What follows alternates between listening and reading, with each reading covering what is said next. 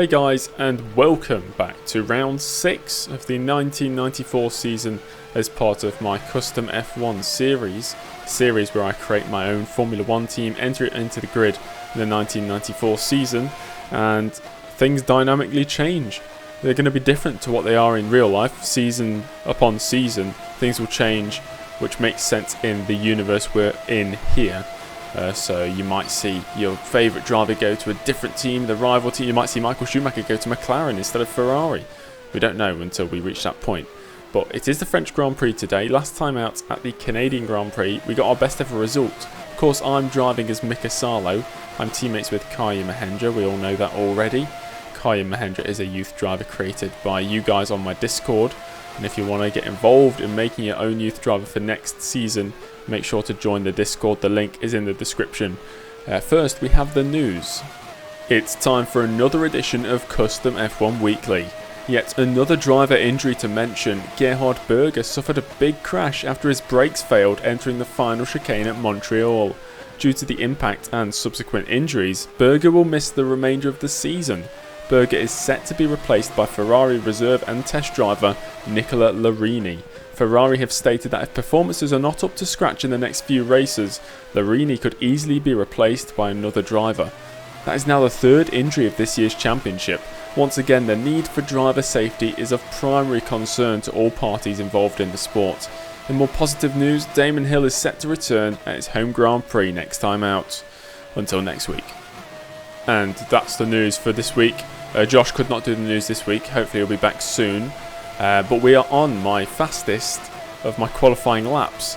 Lap 5 out of a possible 12. And through the first sector I'm already a tenth and a bit up on my previous best. My previous best, as you can see, was good enough for 28th and last place. So of course we need to improve massively. Ayrton Senna, who always goes well in qualifying, as we all know. He's the outright record holder for pole positions in Formula 1. He's on provisional pole yet again, and 119.879 is the time to beat. Of course, we'll have we won't challenge for that position, let's be honest. We're hoping for a top 25, hope to be ahead of the Simtex, maybe ahead of the Lotus cars again, who have been quite slow in recent races. Even though the Lotus car is apparently midfield potential, it's really been near the back of the grid so far this season. They did have a 7th place finish by way of Zanardi earlier on in the season, but here we are going into the final corner on my qualifying lap, and across the line it's a 122.847. It puts me in 23rd place, but where are we on the starting grid?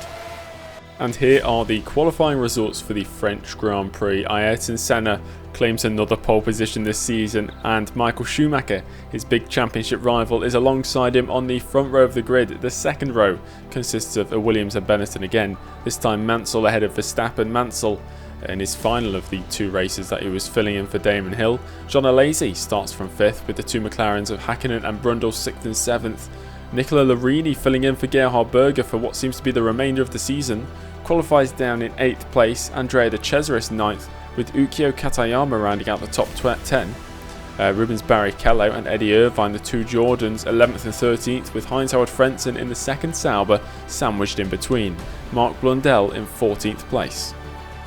Onto the second half of the grid, Olivier Panis in the lead Ligier at their home Grand Prix in 15th. Morbidelli sets off from 16th, and Bernard in the second Ligier in 17th place. Fittipaldi will start from 18th place, with Comas and Alboreto on the 10th row of the grid. Pierluigi Martini, Alboretto's teammate, starts right behind his fellow Minardi, and he starts from 21st. Olivier Beretta will set off from 22nd. Then we have the lead streamline of Mika Salo, once again impressing in qualifying. He starts from 23rd. Then the lead Lotus of Alessandro Zanardi, his teammate Philippe Adams all the way in last place. Then we have Roland Ratzenberger in 25th, Kaya Mahendra, at least this time not qualifying in last, he starts from 26th. And the 14th and last row of the grid consists of David Brabham and the aforementioned Philippe Adams. Just a bit of pre-race information. It's the Circuit de Nevers-Magny-Cours in France. It's just over 4 kilometres in length and features 15 corners, and the race today is 72 laps, and there's no chance of rain. Both of these drivers going for a 2-stop strategy. The positions seem to be incorrect there. Of course, Mika Salo is starting 23rd, but Kaya Mahendra is starting up in 25th place. But they are pitting on lap 30 and 51 for Salo and 24 and 45 for Kaya Mahendra. Well, there's only one more thing to do, and that's go racing. The 1994 French Grand Prix is next.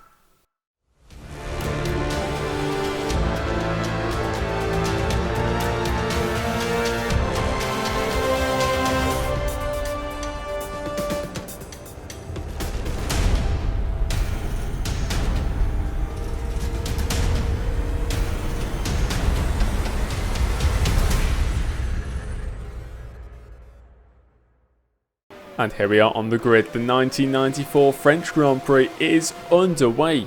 And we get a bit of wheel spin off the line. We move it over to the right hand side, which is of course the racing line, as we head down towards the first corner, which is a left-hander. We've already lost a couple positions and we run into the back of Roland Ratzenberger. No damage done though. Kaya Mahendra has jumped ahead of me. He always makes great starts, and once again my Streamline teammate has made one of those epic starts.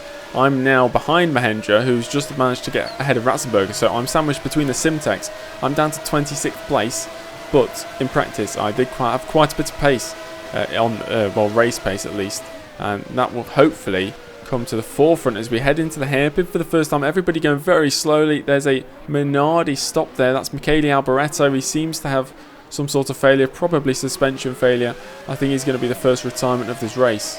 Nicola Larini maintaining position on the opening lap of the race as he breaks into the hairpin. He breaks too late. He's ran into the back of his teammate. He runs into the back of John Alesi, knocking his own front wing off and surely causing suspension damage to his teammate. And that's not the ideal start for the Ferrari reserve driver. We did get a retirement there, you would have seen, as we rode on board with Mika Salo down into the hairpin. It was Michele Alboreto, suspension failure at a very strange place. He pulls over to the side, well not even the side of the track, just the inside of the corner, and retires. Into sector 3 on the opening lap. Lots of these drivers going very, very slow, very cautious. So we go around the outside of my teammate Mahendra. I gain a position there. And now Alessandro Zanardi in the Lotus is ahead of me. I'm back up to where I started, which is 23rd place. Zanardi looks up the inside of Pierluigi Martini in the lead Minardi, and the sole Ferrari, the sole Minardi left in this race. So I have to take evasive action, which means that my teammate Mahendra manages to get by again. And at the end of the first lap, we're up to 23rd place. Larini in the pits. He seems to have had a incident on the first lap. Time for a replay of the start from the leader's perspective. On Ayrton Senna gets a good start from pole position, but they're side by side. Michael Schumacher and Senna, the Benetton and the Williams, as they go through turn 1, turn 2 and turn 3. Schumacher has the inside line as they head down onto the back straight. It's side by side between the two championship rivals, and right behind that Nigel Mansell in the sister Williams is getting involved, almost going 3 wide down that back straight as they hurdle towards the hairpin for the first time into the middle part of the track. Senna has the inside line on Schumacher and maintains his lead over Schumacher in this race, and not only in the race, in the championship as well. If Schumacher wants to battle back in this championship, as the gap is already pretty large, he needs to start finishing ahead of Ayrton Senna on track. And into the left-hander, a slow left-hander. Schumacher has the inside line. He's gone for it, a dive bomb, but it's managed to work out, and Schumacher takes the lead of the French Grand Prix. Now on to lap 2, and Senna has a run on Schumacher. He's going for it under braking into the hairpin. He's got the inside line, forces Schumacher out wide, and Senna retakes the race lead. Now on lap 4, down that back straight towards the hairpin, it's everybody's favourite overtaking opportunity. Schumacher has a look to the inside of Senna, brakes much later than the Brazilian. He has the inside line, he's got his nose in there, and he takes the position. Schumacher back into the race lead. On to lap 7, the top 4 are so close together. Senna goes for a dive up the inside into the hairpin, where Schumacher has previously overtaken him twice in this race, I believe. They're going side by side as they head towards the next chicane, the right-left, and then into that left-hander, which Schumacher actually took the race lead on the opening lap, and Senna's going to go for that move what Schumacher pulled on him. Slightly further back though, they are side by side on the exit. Who's going to get this position? It could be anybody, they're neck and neck, but Ayrton Senna, with the acceleration of the Williams, takes first place. It's lap 11. I've been on the back of my teammate Mahendra for, well, the first 11 laps of this race. And now Mika Salo, as we start lap 12, has a chance to overtake his teammate Mahendra for 22nd place. Usually at race pace, Mahendra is clearers of Salo, but here at the French Grand Prix today, as we got the inside, Salo overtakes Mahendra. He's clearly the faster Streamline Engineering car out on the track today.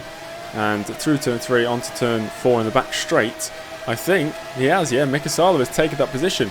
But Salo is down on straight line speed, focusing more on, well, cornering ability, as often is the case this season, especially in the Brazilian Grand Prix. He was very, very far down on straight line speed, if you guys can remember. Moving on to lap 14, and it's another lead change. Schumacher to the inside of Senna into the hairpin. He's already overtaken here, I think twice before in this race. Forces Senna out wide, and the German is back in the lead. About quarter race distance now, and Schumacher leads to Senna. Mansell in third still, maybe he'll score some points. Verstappen in fourth. We're currently looking at Rubens Barrichello, who has had terrible luck this season, but currently is just outside the top 10. He sits in 11th place. After overtaking my teammate about 5 laps ago, me and Mahendra, we've been working together, pushing each other, and we've actually caught up to the back of this little train involving Zanardi in the Lotus. I think there's a LaRousse ahead of him, of Beretta, and a couple of other cars, including a Minardi, I believe, and I think I can see the footworks as well. Some reason, me and Mahendra, we have a lot of pace here. Of course, we haven't got that upgrade until next race, that planned upgrade that we've been spending a lot of money on, almost all of our funds on, but we're really pushing these midfield cars at the moment. It's disaster for Streamline, it's another retirement, it's Mahendra, lap 21, gearbox failure, that's why he's coming into the pits, and he's going to retire the car yet again. Mahendra's retirement is very unfortunate, but I need to focus now. It's lap 21, the end of lap 21, we go for a dive bomb up the inside of Zanardi into the final corner and claim 19th place. As we complete 21 laps in this race, we've got another 10 laps to go before my first scheduled pit stop. We were going on hard tyres all the way to lap 30 before pitting for a set of soft tyres to carry us to lap 51, and then from 51 all the way to the end of lap 72. Of course, we'll most likely be lapped multiple times by then, so that final stint might be a bit shorter than the middle stint. But Zanardi's coming back at me here. He's got extreme straight line speed, but he doesn't decide to go for a dive bomb like I did on him a few corners earlier. Moving on to lap 23, Eric Comas in the LaRousse right in front of me as we go through the flat left hand. It's almost flat, that first corner. Up the inside into turn 3 is exactly where I overtook my teammate Mahendra many laps ago now, and we claim another position. We're up to 17th. Christian Fittipaldi in the footwork is only a couple seconds up the road. The retirements are coming thick and fast now, and luckily for Streamline, it's at the expense of Simtech. David Brabham pulls over to the side of the track. I believe it's suspension failure. He's the third retirement of this race. So sadly, I was not able to catch Fittipaldi. The gap is still about 3 seconds as I'm letting a car go through there. A smoking car. I think that's Nigel Mansell in the Williams, so he's not going to be going much further, but we're diving into the pit lane on the end of lap 30 to make my first out of 2 scheduled stops, as I've previously stated, and that's our box, that first one for some reason, as we see a Simtech of, I believe that's Ratzenberger out the race, or David Brabham. Obviously it's one of the two, but we stop on our marks. Nice comfortable quick pit stop. We fill up with 21 laps of fuel. There's my teammate, sadly retired from this race. We're going to rejoin down in 22nd place, and now we've got a softer tyres than we did on that first stint, and a lighter fuel load than we started with at the start of the race. So hopefully this will be a nice quick stint and we can close the gap to the cars ahead. LaRousse have had terrible reliability this season, and sadly it's happened again. They're going to retire another car. This time it's Olivier Beretta on lap 32. As he starts lap 32, he's going to go around this first corner, but not very far. Engine failure sees him retire, pulls off onto the gravel, and he's out of this race. Well, we saw Mansell's engine smoking when we pulled into the pits, and he's managed to make it to lap 32 on the exit of the hairpin. It's a disaster for Williams, disaster for Mansell in his second race. He's well, it's another retirement, it's another non-scoring finish. Through pit stops, I'm now back into the top 20. Roland Ratzenberger is behind me. He's battling away with Alessandro Zanardi for 21st place, but we're back into the top 20 as I've stated. Chasing down Pierluigi Martini in the sole Minardi left in this race. Tyrrell have had a fantastic start to the season, but this is a blip in the season, definitely. Yukio Katayama, engine failure. It's another retirement. It's been back-to-back retirements in these past few laps. Here's the next victim of this French Grand Prix. It's lap 34, about halfway through, and Schumacher's into the pits, and so is second place Senna. So these two drivers, the Benetton and the Williams, have been battling over first place since the first corner of lap 1. They're both on a one-stop strategy, it seems. As Senna stops on his mark, so Schumacher a bit further way down the pit lane. Who is going to get the quicker stop? This is where the pit crew play a vital role, as there's a Jordan pulling into the pits as well, as Senna rejoins, and he's ahead of Schumacher. Schumacher a slow stop for the Benetton or a fast stop for the Williams. Either way, Senna leads the French Grand Prix. And here we are at half race distance. Verstappen, who's, I assume, on a two-stop strategy. He leads for the time being, but he will relinquish that lead to Senna and Schumacher eventually. Alesi is up to 4th place after his earlier incident with his teammate Larini. Surely he's still carrying a bit of damage as he's battling away with 5th place Heinz Harald Frentzen. We're running a fantastic race right now. More drivers into the pits and more retirements mean that we're up to 16th. Gianni Morbidelli's behind me in the footwork, so we've jumped a footwork in the pits, I believe. Unless he's made a mistake or he's had an accident or an incident, I'm not sure. But we're only 2.5 seconds behind Nicola Larini in the Ferrari. Lap 40, I'm under pressure from the footwork of Morbidelli. And he actually goes for a dive bomb here. I don't see it. He hits my rear right, forces me wide across that chicane. And he claims the position.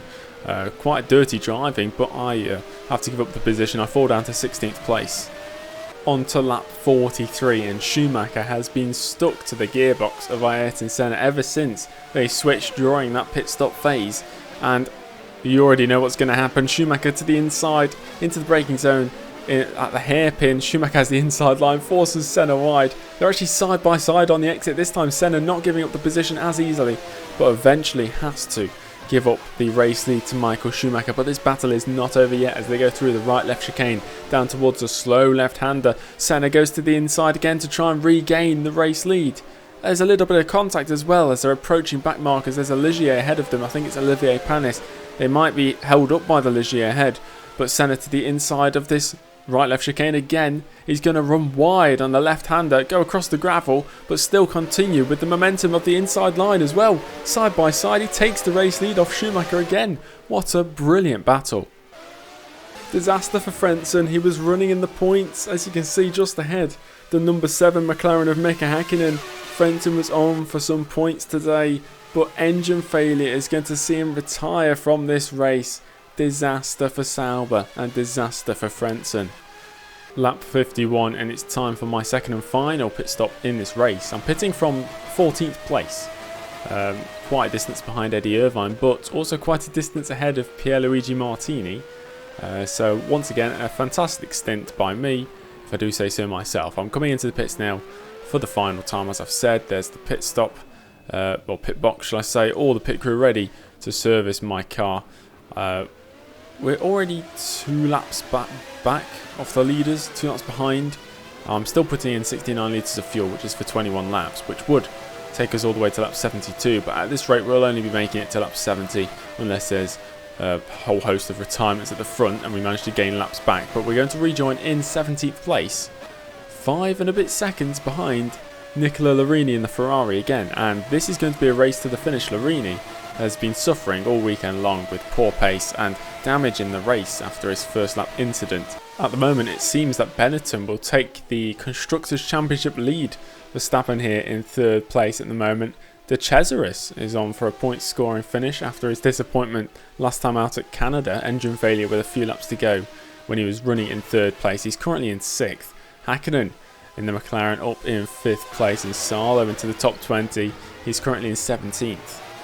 Lap 59, and that calls for another retirement. This time it's Eric Bernard in his home Grand Prix for Ligier. His engine goes up in flames as he retires from his home Grand Prix, and that's a disappointment for Ligier. Verstappen's been running another solid race in a podium position right now in 3rd place. And we're on lap 59, but it's all come to an end. It's suspension failure. Jos Verstappen is out of the race. Benetton only have one car left in it, and that's Michael Schumacher. Irvine has his teammate Barrichello running up in the points now because of Verstappen's retirement. And that's not the only retirement. Lap 60, Irvine is going to be out of this race. I suspect suspension failure. He stops on the racing line just before the last corner. He's out. There's been so many retirements in these past few laps. Lap 59 Bernard, lap 59 Verstappen, lap 60 Irvine, and lap 60 Gianni Morbidelli in the footwork engine failure sees him retire from the French Grand Prix. Moving on to lap 63, Nicola Larini managed to clear the footwork of Fittipaldi a few laps prior, and now I'm trying to do the same as I chase down the Ferrari of Larini. Into the final corner I overtake Christian Fittipaldi and move up into 12th place, and now Nicola Larini is only 3 seconds ahead with about 8 laps to go. We've just been lapped by the McLarens, but now they're going slowly and it's holding up Larini. It's lap 68. Only 2 laps to go after this for me because I'm 2 laps down, and I go for a very optimistic dive bomb up the inside. I almost crash into the back of Larini, and I don't get the momentum out the corner, of course, and Larini maintains that 11th place, but I'm getting a bit desperate. I really want that position. The penultimate lap, the exact same place as we were last lap, and I'm going to try again. We're still stuck behind the McLaren, so it's slowing us up.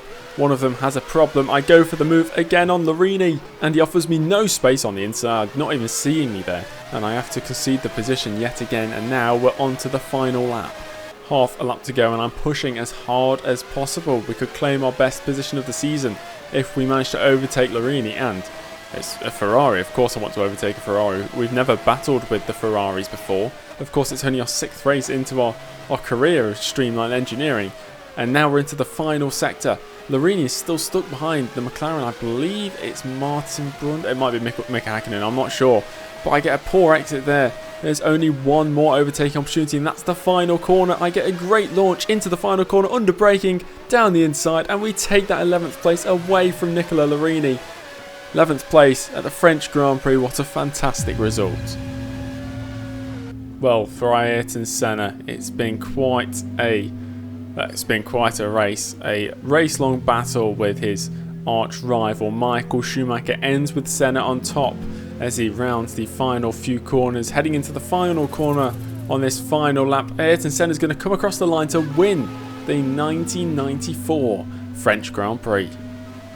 And here are the race results for the French Grand Prix. Ayrton Senna claims a win, a fantastic victory over Michael Schumacher. Their battle raged on throughout the whole Grand Prix. John Alesi once again on the podium, and I know some of you guys were hoping for a podium that didn't consist of either Williams, Benetton or Ferrari, but we'll be awaiting another race at least for that to change. Andrea De Cesaris scoring a 4th place after he lost out on a podium last time out. He does score. That's redemption really for him. Martin Brundle scoring 2 points, and Rubens Barrichello getting off the mark this season in 6th place. Mika Hakkinen just missing out. He had some issues later on in the race, slowing down a lot. Mark Blundell, the lead Tyrrell, the only Tyrrell to finish the race, in 8th place. Panis, the Ligier driver, at his home Grand Prix, 9th place. Pierluigi Martini rounding out the top 10. Of course, Mika Salo in 11th. Fantastic result. Sadly, his teammate Kaya Mahendra, they were on for a good result as a pair, working their way through the field, but Mahendra sadly had to retire from the race early on due to gearbox failure. Onto the Drivers' Championship. Senna is running away with it at the moment. His gap is now 16 points over 2nd place Michael Schumacher, who moves up into 2nd place. John Alesi down to 3rd, still there with 25 points. Gerhard Berger, who's out for the rest of the season, remains in 4th as Verstappen failed to finish today.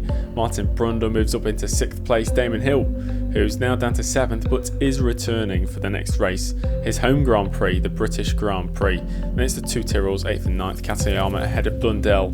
Hakkinen in 10th, quite disappointing start to the season for him. De Cesaris is up to 11th due to scoring points today, and Barrichello is up to 15th as he scored his first points of the season. Nicola Larini, because he finished 12th, is now into the top 28, and Nigel Mansell remains in the top 28 as well.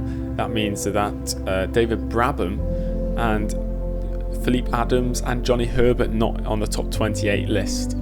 Ferrari took a massive hit, losing Gerhard Berger for the remainder of the season, and thus have fallen down to 3rd place. It's still very close between the top 3, but I imagine Williams and Benetton will start to pull away unless something drastic happens. I can't imagine Nicola Larini is actually going to score that many points. McLaren are up to 4th. There we go. They are up to 4th. That's where they were expected to finish. Not as close to the top 3 as you would have thought, but there's still many races to go. Another 10 races to go this season. Jordan jump up to 7th and Sauber up to 6th. Those are the other changes. Now a quick look at the Custom F1 feeder series. Once again, if you want to enter your driver, your own youth driver, into next season, then make sure to head over to the Discord, and then in a few weeks there'll be instructions letting you know how you can enter. There was no race in Formula 3000. German Formula 3, there was races at the Norris Ring. Corpetta scoring in 8th place there, not bad. And Josh Cassar in British Formula 3 at Donington scoring in 2nd place in his bid to win the British Formula 3 Championship. Italian Formula 3, there was a race at Circuit Riccardo Paletti, I believe. Alberto Sartori getting a 7th place, and Hronsky scoring a podium, a 3rd place there in the 2nd race of the weekend.